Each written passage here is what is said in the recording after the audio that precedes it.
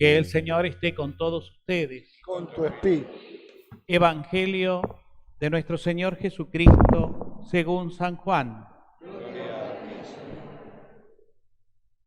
Al llegar a Betania, Jesús se encontró con que Lázaro estaba sepultado desde hacía 4 días. Betania distaba de Jerusalén solo unos 3 kilómetros. Muchos judíos habían ido a consolar a Marta y a María por la muerte de su hermano. Al enterarse de que Jesús llegaba, Marta salió a su encuentro, mientras María permanecía en la casa. Marta dijo a Jesús: Señor, si hubieras estado aquí, mi hermano no habría muerto. Pero yo sé que aún ahora Dios te concederá todo lo que le pidas. Jesús le dijo: tu hermano resucitará. Marta le respondió: sé que resucitará en la resurrección del último día. Jesús le dijo: yo soy la resurrección y la vida. El que cree en mí, aunque muera, vivirá. Y todo el que vive y cree en mí, no morirá jamás. ¿Crees esto? Ella le respondió: sí, Señor. Creo que tú eres el Mesías, el Hijo de Dios, el que debía venir al mundo. Palabra del Señor. Gloria a ti, Señor Jesús. Tomamos asiento.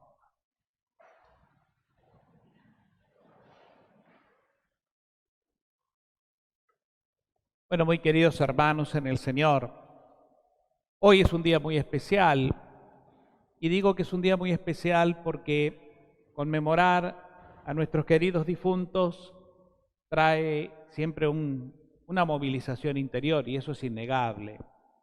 De hecho, está a la vista que solemos ser más los que necesitamos participar de la Eucaristía.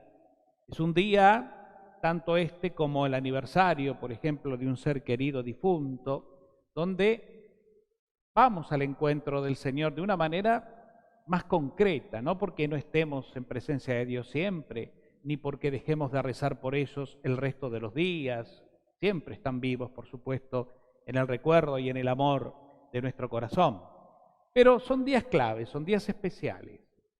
Todo lo que tiene que ver con lo que nos relaciona con ellos, los recuerdos, esto siempre moviliza nuestra psicología, donde está manifestada nuestra afectividad, nuestros sentimientos profundos, nuestros recuerdos, buenos o no tan buenos, pero es la misma vida en definitiva, ¿no? De aquellos a quienes amamos, de aquellos que pasaron por nuestra vida no por casualidad, sino que pasaron por nuestra vida dándonos la vida, en el caso de nuestros progenitores, como así también compartiendo nuestra vida de una manera muy íntima, como pueden ser nuestros hermanos, nuestros hijos, nuestros abuelos inclusive, amigos, seres queridos en general, que no pasaron, insisto, en vano la vida.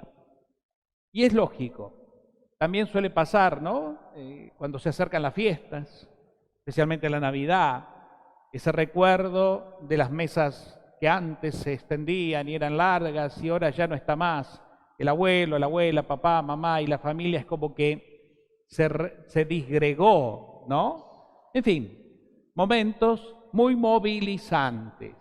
Y esto está bien, es así, es inevitable, porque somos humanos, porque tenemos justamente un aparato psicológico donde están almacenados todos nuestros recuerdos de la vida, especialmente los afectos, los que nos marcaron la vida, los que determinaron nuestra vida. Ya les digo, en más o en lo positivo o no tanto, pero es la vida. Hoy nos centramos en esta realidad y venimos al encuentro del Señor para entregarle nuestro corazón.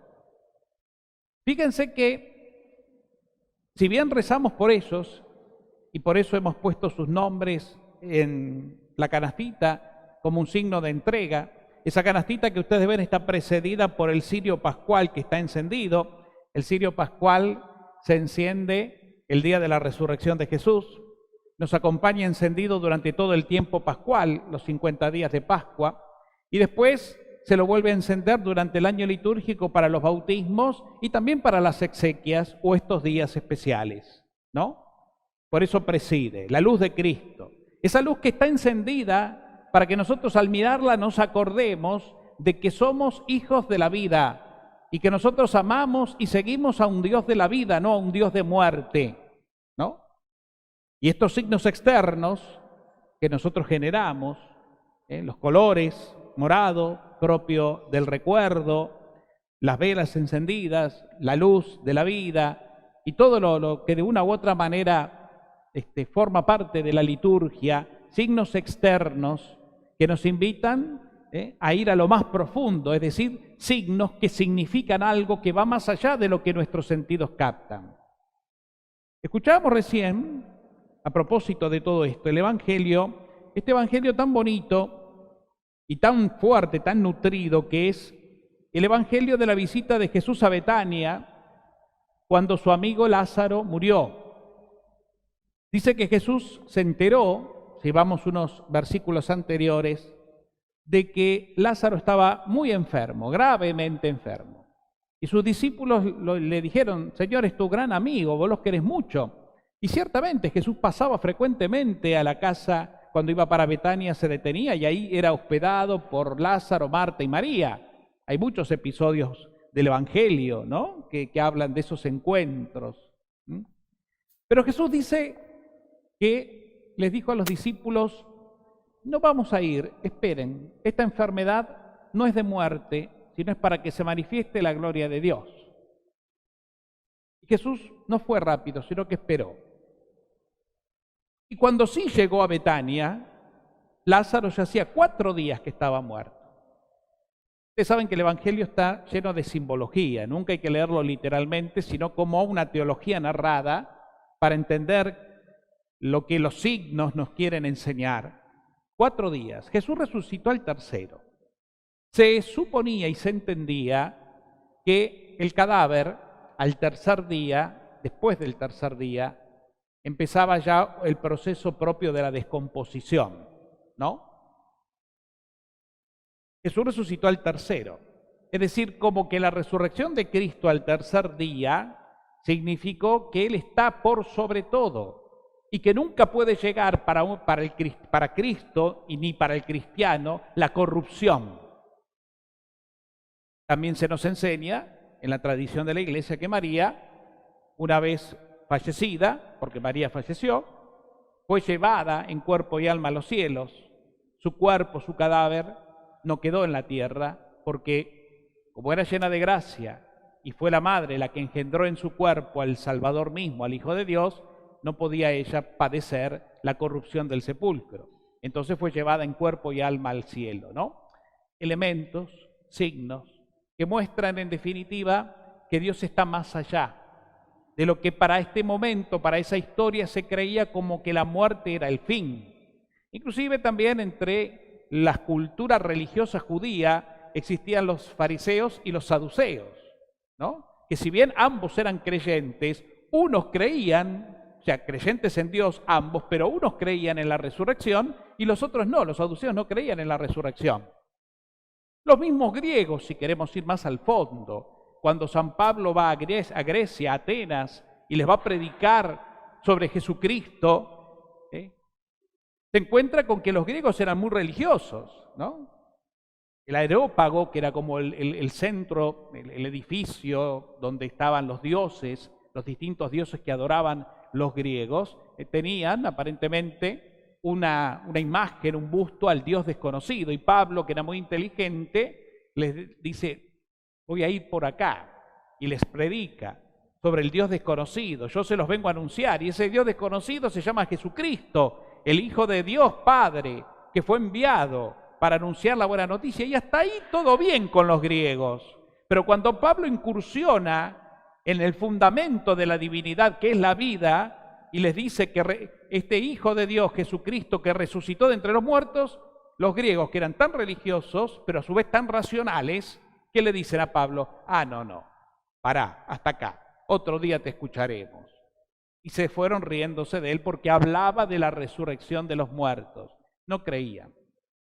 Lo que también implica que la razón es tan limitada.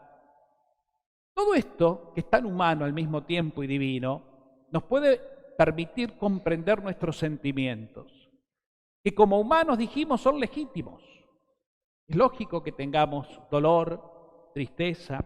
Es lógico que ante la pérdida de un ser querido tengamos que vivir psicológicamente lo que se llama el tiempo del duelo, que es un tiempo que para los psicólogos depende de la persona, pero oscila entre el año y medio, depende, y que es el tiempo de la tristeza. Antiguamente, ya hoy no tanto, pero antiguamente, si hablamos del siglo pasado, ¿no? Las viudas cuando perdían a su marido se ponían ropa negra, y esa ropa negra por lo menos por un año no se la sacaban, porque estaban de duelo, estaban de dolor, habían perdido a su compañero, ¿no?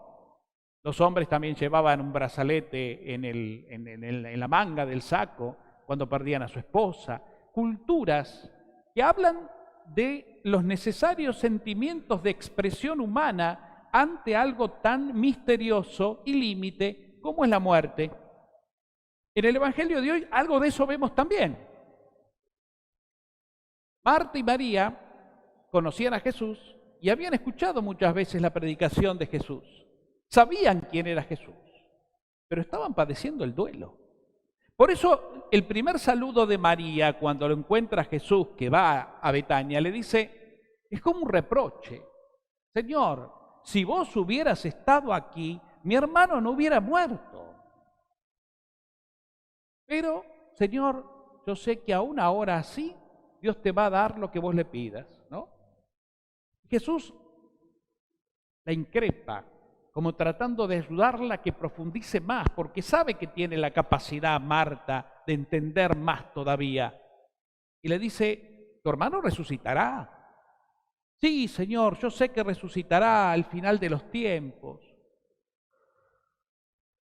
Jesús la vuelve a mirar y le dice, yo soy la resurrección, yo soy la vida, ¿qué final de los tiempos? El que cree en mí, aunque muera, vivirá. Es decir, desde el momento, trata de enseñar Jesús esto, en que Él llega, desde el momento en que Dios envía al Hijo, que es eterno porque es Dios, pero que se hace humano, y como humano nos enseña bien cercano todo el querer del Padre, ese Jesucristo desde el momento que llega, marca un antes y un después en la vida humana. Y sobre todo el antes y el después queda bien fraguado en lo que llamamos la nueva alianza, que es la alianza nueva y eterna, porque Cristo enfrentando la muerte destruye la muerte, y ese hombre Dios, Jesucristo en la cruz, al dar la vida por amor, hace que quede aniquilada definitivamente la muerte final que el hombre hasta ese momento creía y en la cual temía. Por eso el Señor es pura esperanza y pura vida. Por eso le dice, el que cree en mí, aunque muera, vivirá. Es decir, que desde ahora en adelante, desde que Cristo muere y resucita, la muerte biológica, que es el término de la vida terrenal, que es el término de la peregrinación o del camino terrenal, esa muerte biológica no es más que parte de la vida. Y que nos enseña a todos nosotros como cristianos lo que Jesús intentó enseñarle a Marta. Yo soy la resurrección y la vida. El que cree en mí, aunque muera, vivirá. Es decir, la muerte la vas a dar, la vas a tener, va a ser un paso, pero hacia la vida eterna. Por eso ahora tenés que vivir como auténtico resucitado aún en este presente. ¿Cómo? Creyendo. Insiste el Señor, ¿crees esto? Y ella que le responde, sí, Señor, creo que tú eres el Mesías, el Hijo de Dios, el que debía venir al mundo. Es decir, tú eres en quien el Padre va a dar cumplimiento a todas las promesas de la antigüedad. Y las promesas de la antigüedad son promesas de amor, de vida, de misericordia, de victoria para el que cree en Él. Cristo ha vencido, Cristo es Rey victorioso, y todos los que creemos en Él, que vive en nosotros por su Espíritu, también ya ahora podemos obtener o podemos descubrir, percibir la victoria. Entonces, dos realidades. La humana, que nos genera el dolor. Estamos tristes, sobre todo si hemos perdido seres queridos de manera tal vez inesperada, seres queridos muy jóvenes, seres queridos a quienes no pudimos con esto de la pandemia despedir como uno quisiera y necesita, seres queridos que se han ido y tal vez si con ellos no terminamos de cerrar algunas realidades, en fin, esa parte humana está. Y eso es lo que nos genera esa angustia, esa nostalgia. Pero nosotros no nos quedamos en eso. Hay un texto que a mí me gusta mucho, que no lo hemos leído hoy, que está también tomada de la carta de Pablo a los tesalonicenses, que dice de una manera tan clara, a mi entender: no queremos que vivan en la ignorancia acerca de los que han muerto, para que no estén tristes como otros que no tienen esperanza, refiriéndose un poco a los griegos en esa época, Pablo. Y dice más atrás: porque nosotros creemos que Jesús murió y resucitó. Del mismo modo Dios llevará con Jesús a los que murieron con Él. Y termina diciendo: consuélense mutuamente con estos pensamientos, que no son ideas, son pensamientos, es decir, son motivos de reflexión, de maduración, de crecimiento interior. Entonces nosotros podemos tener tristeza y está bien, porque somos humanos, pero nosotros somos personas de fe. Somos personas que sabemos que Cristo, creemos que Cristo, como dice Marta, ha vencido. Y creemos lo que afirma el mismo Cristo de sí mismo: yo soy la resurrección y la vida, el que cree en mí aunque muera vivirá. Entonces damos un paso más y, como dice Pablo, no nos quedamos en la tristeza o en la desesperación como otros que no tienen esperanza, porque nosotros sí tenemos esperanza. Porque a pesar de todo en nuestro corazón hay fe, hay luz de Dios. El cirio, que es Cristo vivo, está encendido en mí. Ahí está encendido afuera, representando lo que realmente está encendido en mí, que es la luz de Dios. Él mismo encendió en mí el día que me creó y que se encendió de una manera ardiente cuando fui bautizado y cuando recibí la gracia del sacramento de la confirmación también, porque el fuego del Espíritu me llenó de dones, de gracias y de carismas. Por eso yo soy un ser sobrenatural.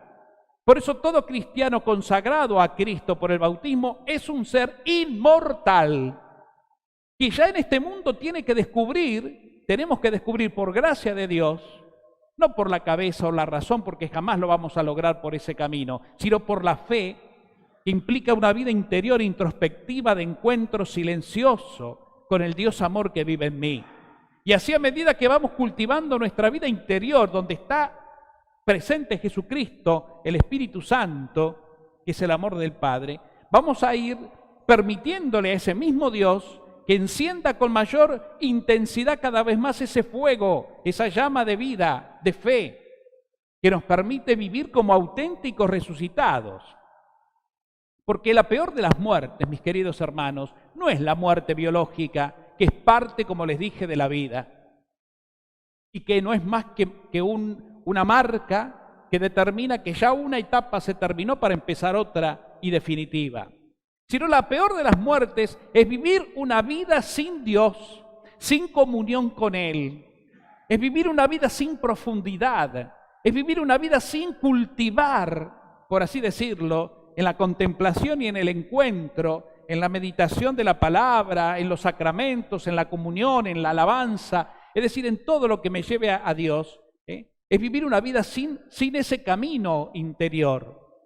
Y hoy, lamentablemente, el mundo, esto fue siempre, porque aún en los estamentos más religiosos, y le pasaba a Jesús con los religiosos, las autoridades religiosas de su época, a veces aún en las personalidades encumbradas religiosas hay muerte, cuando deberían ser pastores testigos de la vida, porque están ocupados de otras cosas. O podemos estar nosotros ocupados de otras cosas. Creemos en Dios, sí, y es legítima la fe, no digo que no, pero nuestra vida, nuestro cultivo de la vida interior, de la esperanza y de la relación con Dios es pobre, es limitado. Y entonces el hombre viejo es el que empieza a obrar, y todo lo buscamos en la tierra. Los sentidos son los que empiezan desesperadamente a buscar explicación o a buscar encontrar el sentido que me llene el corazón, el poder, el placer, el tener, todo lo meramente terrenal. Y todo eso se cae. Es como una flor que florece hermosa y después llega la tarde y se marchitó y desapareció. Así es el mundo. Luces que se encienden y se apagan y que un día se apagarán definitivamente. En cambio, el Señor nos invita a los cristianos a tener esperanza. La esperanza es prima hermana de la fe. Dones, virtudes que recibimos, que las tenemos y que las tenemos que cultivar, viviéndolas, ejerciéndolas, usándolas. Usa la fe. Es decir, relacionate con Dios. Y entonces ese encuentro con Dios va a iluminar tu corazón de tal manera que vamos a tener la sabiduría de poder realmente vivir con libertad. Más de una vez a mí se me ocurrió compartir en velorio, sobre todo, esta idea de que la muerte es maestra, porque la muerte, cuando uno la ve, la contempla, más allá del dolor, pero la contemplamos con ojos sobrenaturales, con ojos de Dios, nos enseña a vivir, por eso es maestra. El que contempla la muerte en Cristo resucitado se da cuenta dónde está el verdadero sentido de la vida. Porque a veces nosotros estamos desperdiciando la vida o no la estamos honrando a la vida, porque seguimos atados a cosas del mundo, a historias, a heridas, a culpas y a un montón de cosas del ayer que no nos dejan vivir la plenitud del hoy. Y entonces la fe es solamente un recurso como una aspirina para el resfrío, o para el dolor de espalda, un analgésico temporal que lo tomo para que me calme, pero después el dolor está porque la raíz del dolor no desapareció. La fe no es eso. La fe es un estilo de vida, es un poder, es una gracia, que por eso digo que hay que cultivarla para vivir como cristianos resucitados. No queremos, dice Pablo, repito, que vivan en la ignorancia acerca de los que han muerto como otros que no tienen esperanza, porque nosotros creemos que Jesús murió y resucitó. Entonces, Dios llevará con Él, con Cristo, a los que murieron en Cristo. Hermanos queridos, para ir cerrando, el amor de Dios es tan grande que jamás lo vamos a poder comprender con nuestra mente, pero sí lo podemos contemplar con nuestro corazón. El amor de Dios es tan grande que en Jesucristo nos demostró que para Él nosotros somos sus hijos amados. Y ese amor tan grande que nos adoptó ya nos reservó la vida eterna. Jesús se cansó de explicarlo, Y tal vez una de las parábolas que siempre me vienen a la mente, porque es muy conocida y es una de las más notables al respecto, es la parábola del hijo pródigo. Jesús quiso poner al Padre misericordioso, al papá ese de los dos hermanos, como Dios. Así es Dios. Que aunque los dos hijos rebeldes, y sobre todo el más chico, le tiró en cara el reproche de su herencia, que significaba desearle la muerte y despreciar al padre porque él quería irse con su parte y desaparecer. Sin embargo, el padre humilde, sereno, doloroso, pero aceptando, le dio todo. Y cuando este hijo, después de haber malgastado la vida, volvió estropeado, el padre no lo miró de lejos así. Ah, ¿viste? ¿Y ahora qué? No. ¿Qué dice Jesús? Que cuando lo vio de lejos salió el padre corriendo a recibirlo. No esperó ni siquiera que llegara. Lo abrazó, lo besó y le dio una ropa nueva, le devolvió la dignidad con el anillo de hijo y encima hizo una fiesta en su honor. El hijo mayor, que representa al hombre racional, que todo lo mide por la razón y la lógica humana, no lo entendió, por eso no quiso entrar a la fiesta. Y aunque el padre intentó explicárselo, el corazón del hijo era tan duro que no quiso participar de lo que el padre sentía. Lo recuperé y lo recuperé vivo, que es lo que a mí me interesa. Bueno, ese es Dios. misericordia, que te está esperando siempre, que te está esperando continuamente, que no se cansa de esperarte a pesar de que a veces estemos por caminos totalmente ajenos a Él, con la cabeza, con las actitudes, con el carácter, con lo que sea. Dios es esto, Dios es amor. Por eso en el amor de Dios manifestado en Cristo, muerto y resucitado, ya todos estamos perdonados de nuestros pecados, ya todos estamos absueltos, ya todos estamos renovados, ya todos estamos inmortalizados. Y en Cristo hemos recuperado, por así decirlo, la base, el fundamento de nuestro ser, imagen y semejanza de Dios.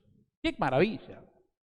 Pónganse a pensarlo, pero con el corazón un solo momento, y pónganle fe. ¡Qué maravilla! Tanto me ama Dios, tanto te ama. Por eso miremos en la fe a nuestros seres queridos, desde Dios mismo, sabiendo que ellos ahora están ya gozando de la felicidad. Y no hagamos tantas elucubraciones humanas, que era muy joven, que no lo pude despedir, que no me pude reconciliar ni decirle lo que lo amaba, y que esto y que aquello, porque eso ya está. Ellos ya lo saben. Como están en la plenitud de Dios y en la eterna sabiduría, ya lo saben todo. No te preocupes por lo que no le pudiste decir antes. Si no le pudiste dar el beso final, si no le pudiste decir lo que sentías, si no pudiste decir que lo perdonabas o pedirle perdón vos, ya está. Eso ya lo saben. Quédate tranquilo, quédate tranquila. Ya está.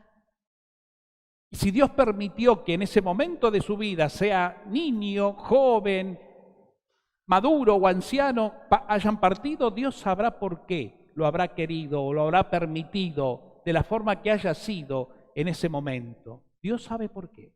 Eso que nosotros no nos podemos preguntar tanto porque nunca le vamos a encontrar respuesta y porque tampoco a nosotros nos compete buscar la respuesta. Lo que a nosotros sí nos compete es creer a Dios y creer que en Dios ellos ya están gozando de la eternidad, de la paz.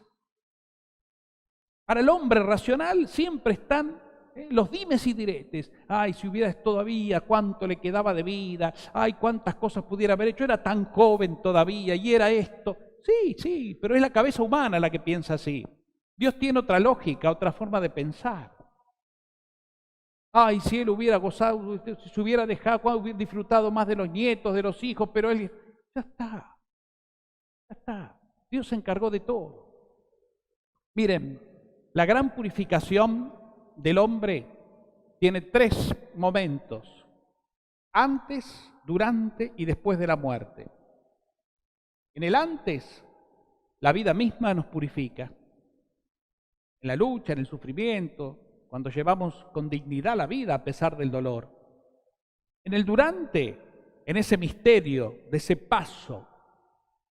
Y en el después, que sería el abrazo definitivo con el Padre Dios. En esos 3 momentos teológicos, no momentos cronológicos, porque ya no existe el tiempo ni el espacio en la otra dimensión. Pero en esos 3 momentos teológicos se produce en el hombre, el varón o la mujer, ese gran encuentro que transforma la vida. Y ahí está el misterio. No lo podemos explicar.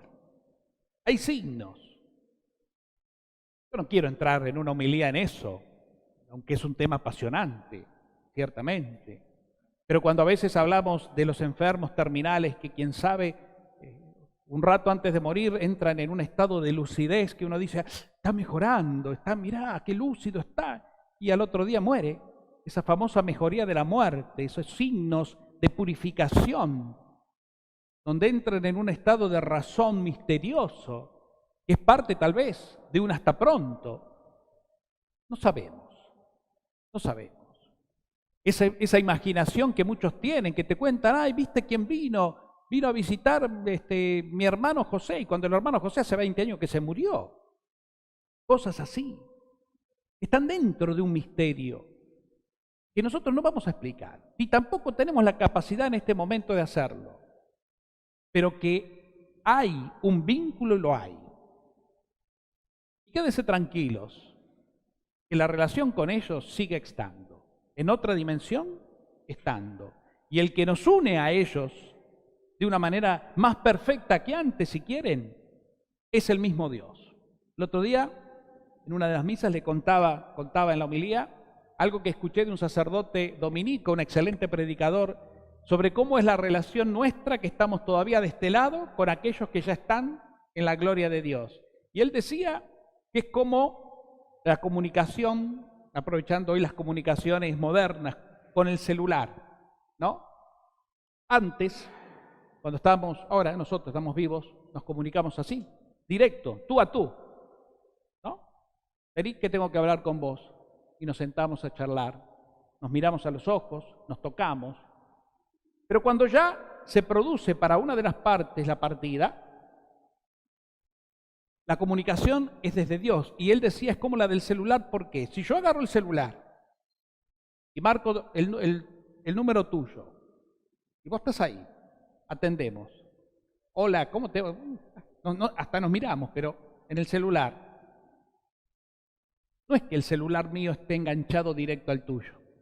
Para que la comunicación te llegue, esa comunicación pasa por la antena llega al satélite, el satélite la baja a otra y de ahí recién llega a tu celular. ¿No? ¿O no? Bueno, así es él usaba este ejemplo que me pareció muy simpático y muy real. Así es nuestra relación o nuestra comunicación con los que han partido.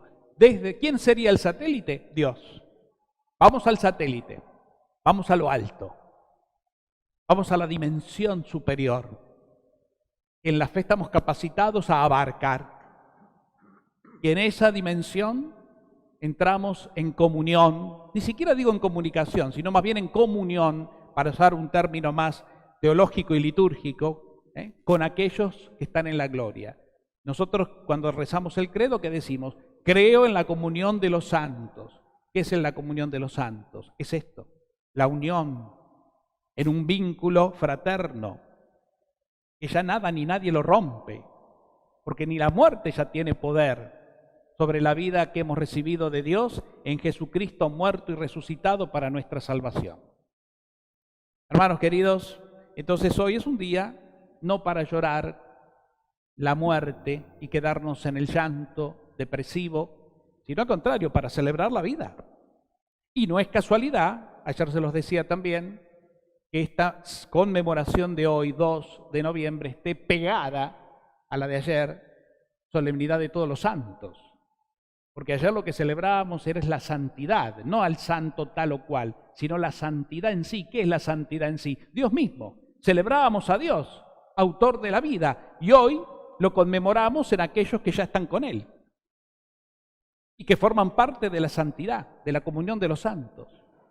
Por eso, hermanos, nuestros seres queridos difuntos, aunque a algunos les cueste creer, porque le conocían la vida y esos detalles tan humanos, ya son santos. Han llegado a la plenitud de la santidad, porque la santidad no es el hombre virtuoso, el hombre perfecto, el hombre que hace todo bien, no, la santidad es Dios en mí, fuente de toda santidad. Eso es la santidad. Por eso todos somos santos, no por nuestros méritos, sino por su gran bondad. Y ser santos es ser hijos del Padre, que es fuente de santidad. Él es el único santo. Por eso, hermanos queridos, vivamos esta verdad. Hoy es un día para celebrar la vida y para honrar a aquellos que durante su vida terrenal nos dieron lo mejor que pudieron, y sembraron en nosotros muchas cosas positivas. Y para perdonar inclusive también sus miserias, sus pecados, sus errores, porque si Dios los perdona, ¿quién somos nosotros para no hacerlo? Entonces celebrar la vida, celebrar la misericordia y celebrar nuestro destino final, que por medio de la muerte física la obtenemos en la santidad de la vida sin fin, en el reino, en ese estado de plenitud. Vamos a dar gracias a Dios por todo esto. Para eso estamos celebrando la misa, que justamente es eso, acción de gracias. Y lo vamos a hacer, como siempre, junto a María, a la Reina de la vida, junto a ella, Reina de la Misericordia, dadora de vida, instrumento de vida, madre, no solo de Jesucristo, madre de Dios, sino también madre de los hijos e hijas de Dios. Junto a ella, que es nuestra reina, nos alegramos, celebramos, bendecimos a Dios, damos gracias, ¿no? Por esos hermanos nuestros que nos precedieron en el signo de la fe y ahora están en la paz. Y nos unimos a ellos pidiéndoles, che, ustedes que ya llegaron, dennos una mano a nosotros, que todavía estamos en camino y que a veces este camino en este mundo tan complicado se nos hace difícil. Dennos una mano. Son nuestros intercesores, así que junto a María pidámosle también su ayuda y su compañía. Que así sea.